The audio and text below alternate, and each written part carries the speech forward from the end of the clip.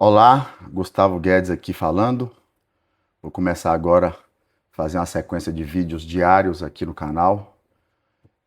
As eleições estão chegando, é importante nós, cidadãos, nos posicionarmos, falar o que pensa e poder influenciar pessoas, sempre em busca de fatos, da verdade e também expor o seu ponto de vista.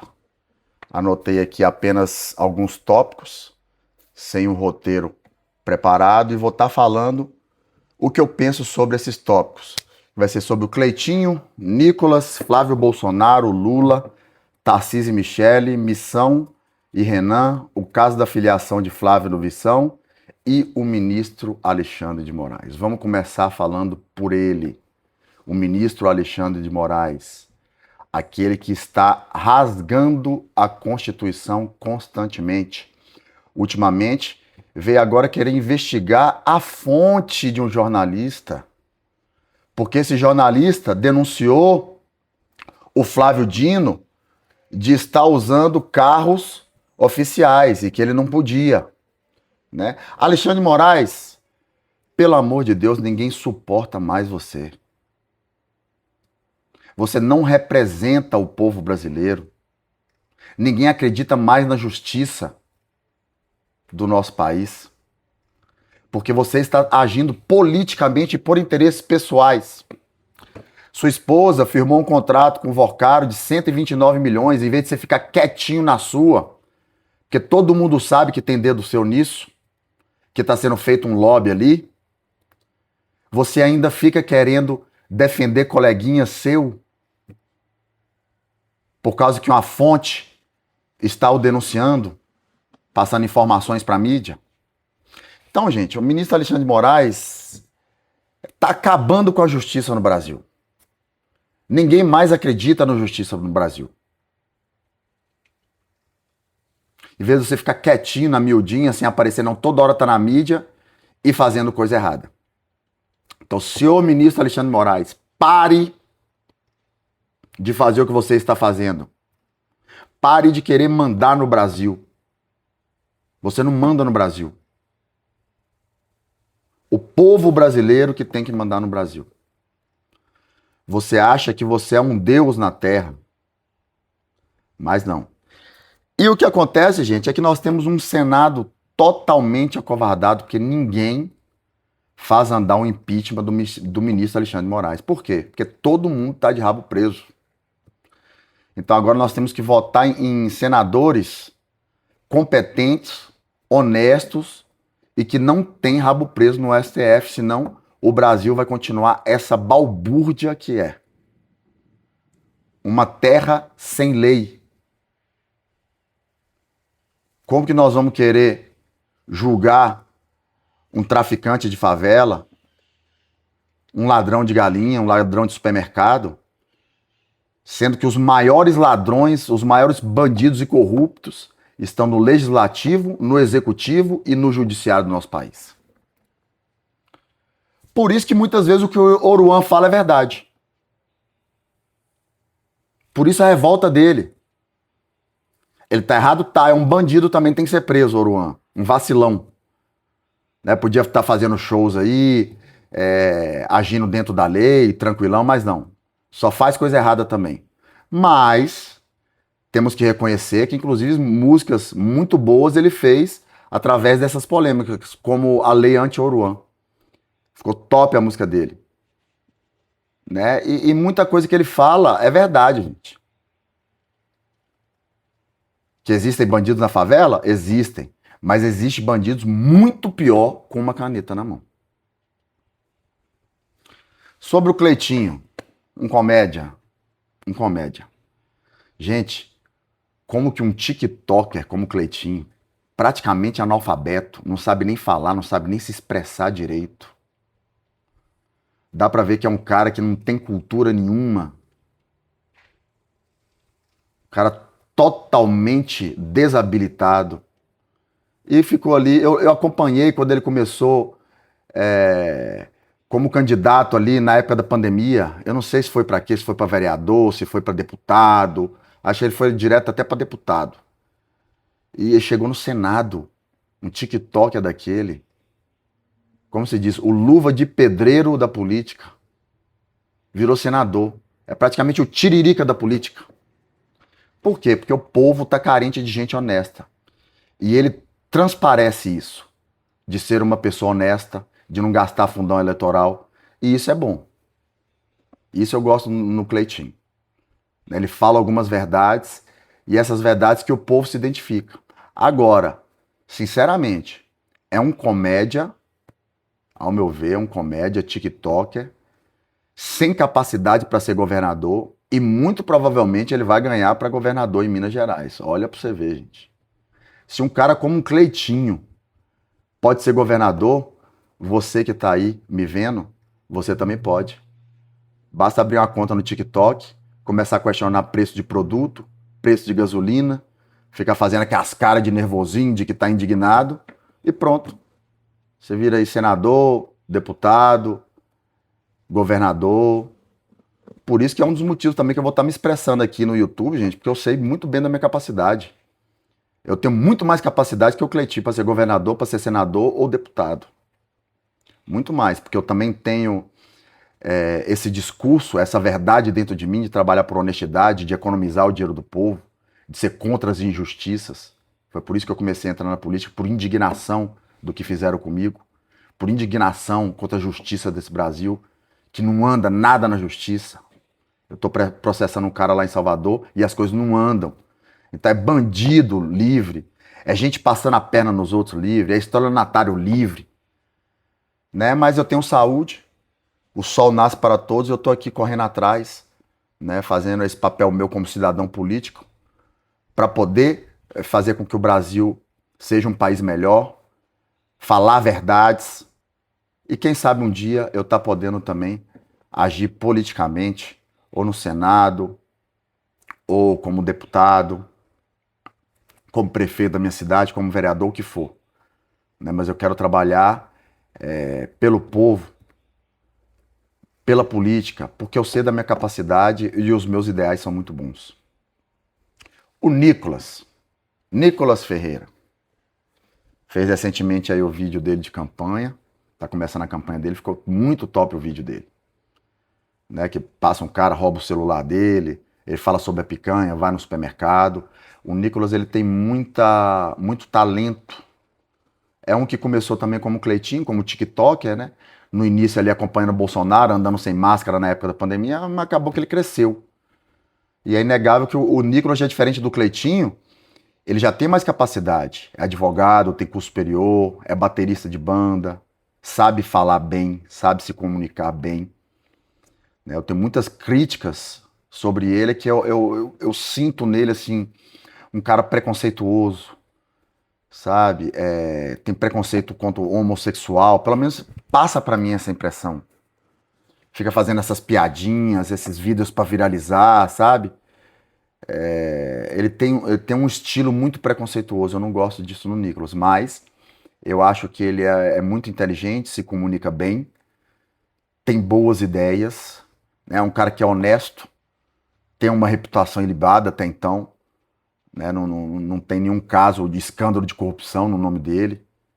É um cara que tem um cara de família, um cara que defende seus ideais, sua ideologia. Você gosta ou não gosta desse estilo dele meio homofóbico, né? Mas na verdade, no fundo, eu sei que ele tem um coração bom e que ele não tem preconceito contra homossexual, não. Eu sinto isso, que ele é um cara bom. Só que ele tem aquele estilinho, né? Aquele estilinho religioso, evangélico, sabe? Preconceituoso. É o que ele demonstra ser, mas ele ganha também muito like com isso, ele faz polêmica com isso. Né? Então, assim, não tem como eu criticar um cara que está aí como deputado, um cara que tem milhões de seguidores, um dos deputados mais bem votados de toda a história. E olha só, muito provavelmente ele ainda vai ser o presidente do Brasil, tá? Eu tenho certeza que ele tem muita crítica ao Bolsonaro.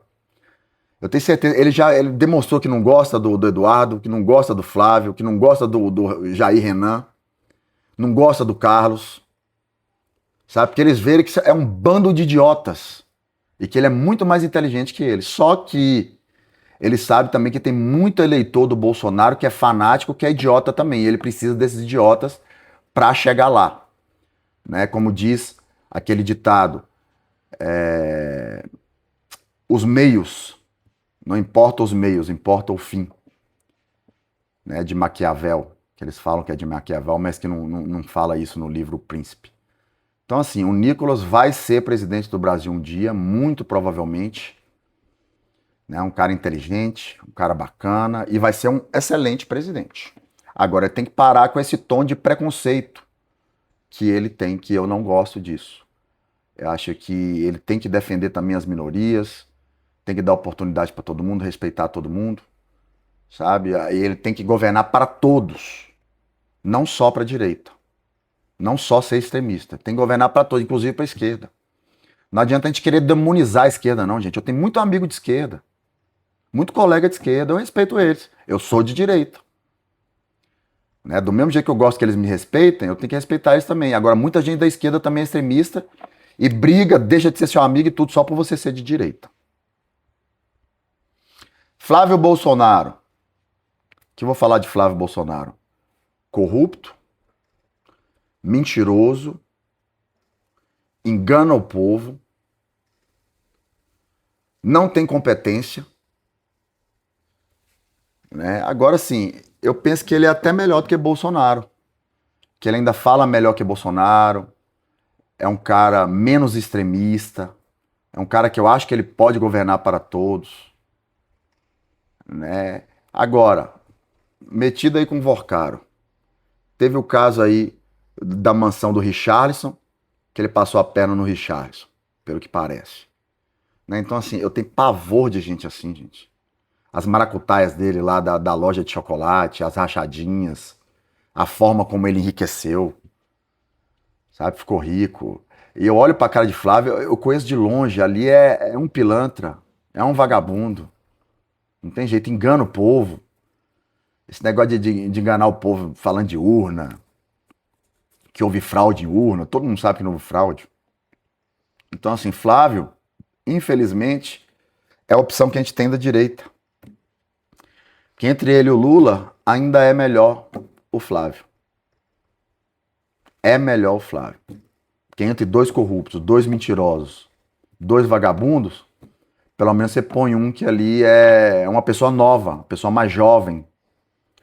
E que não é a reeleição. O problema do Lula é isso, gente. Ele tá vindo para uma reeleição, ele não tem mais nada o que fazer.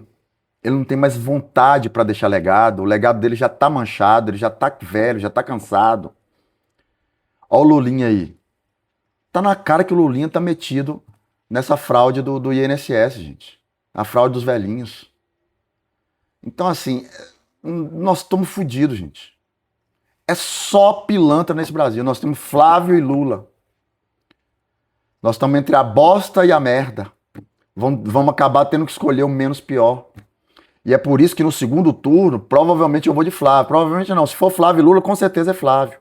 Porque ninguém aguenta mais ver a cara de Lula. Lula não consegue mais falar. Lula é muito antiquado. As ideias envelhecidas. Já roubou quem tinha que roubar. O Lulinha tá aí metido em escândalo de corrupção. Né? Todo mundo sabe, gente. É um incompetente, é um analfabeto até hoje. Já tá indo aí pro quarto mandato, ninguém aguenta mais Lula. Então nós vamos acabar tendo que ir de Flávio Bolsonaro. Né? Que é também, ao meu ver, um péssimo candidato. Tanto ele quanto o Lula, mas eu vou de Flávio. Vou ser sincero com vocês aqui que eu vou de Flávio. Agora, eu vou de Flávio, não é porque eu vou passar pano pra ele, é porque é o menos pior. Mas eu vou continuar criticando tudo que ele fizer de errado e tudo que ele já fez, porque pra mim já fez muita coisa. É um corrupto. É um corrupto. É um pilantra. Assim como Lula, só que Lula é pior e Flávio pelo menos é uma pessoa nova. Mais jovem, com mais vontade. Infelizmente, essa é a realidade, nós temos que escolher um ou outro. Né? Porque o Tarcísio e Michele, infelizmente, não foram. Era para ter sido Tarcísio e Michele, que é um cara mais competente e honesto que o Tarcísio. De reputação ilibada. Um cara ali que tem curso superior, não só por isso, porque é inteligente mesmo, sabe falar, sabe se comunicar. Um cara que tem boas ideias, bons ideais. Ele destruiu o Haddad no debate, destruiu, acabou com o Haddad. Então, um cara que tem um coração bom, um cara que tem vontade de mudança. E a Michelle, que é uma pessoa maravilhosa, tem os defeitos dela, né? A gente sabe, mas se comunica muito bem. Uma pessoa ali que tem os projetos sociais com surdos. Eu acho muito bacana isso da Michelle. Tem uma imagem boa, tem uma comunicação boa. Você vê que é uma mulher que tem um coração bom, muito ligada a Deus. Sabe? Eu sou muito a favor que você fica ligando a Deus na política, não, mas faz parte também, gente. Faz parte, é o que ela é assim. Então, e era uma dupla que com certeza ia tirar Lula. Agora, Flávio tá tendo perigo aí de dar a vitória para Lula, porque não é um bom candidato. Candidato que tem uma rejeição muito grande, muito desgastado. Porque Bolsonaro também fez muita coisa errada, gente. Não dá para passar pano para ele. Tem as qualidades dele, eu reconheço as qualidades de Bolsonaro, acho que foi muita maldade que fizeram com ele com a facada. Falaram muita mentira sobre ele, falando que ele é homofóbico, racista, isso, aquilo outro. Ultimamente ele foi até aí julgado, que teve a CPI da Covid, ele foi inocentado, falaram muita mentira sobre Bolsonaro. Sabe, eu tenho essa consciência que ele tem muitas qualidades, agora também fez muita coisa errada, a ponto de perder seu primeiro presidente que perde a reeleição com a máquina na mão. Né? E agora também tem aí esse caso do Renan Santos. Renan Santos, por que eu não gosto dele? Porque que provavelmente eu vou votar no Zema, né? E não no Renan nem no Caiado. Porque Zema tem uma reputação ilibada, é um cara competente, vem do setor privado, um cara que tem ali curso superior em administração, é uma pessoa que tem boas ideias, tem boas intenções, não é corrupto, não tem nenhum crime de corrupção imputado nele, ele teve ali coragem para enfrentar o STF, né? É mineiro, fez uma boa gestão em Minas, então eu tô com o Zema no primeiro turno. Né? Por isso, gente, que todo mundo tem que escolher um candidato bom, nós temos candidato bom para o primeiro turno.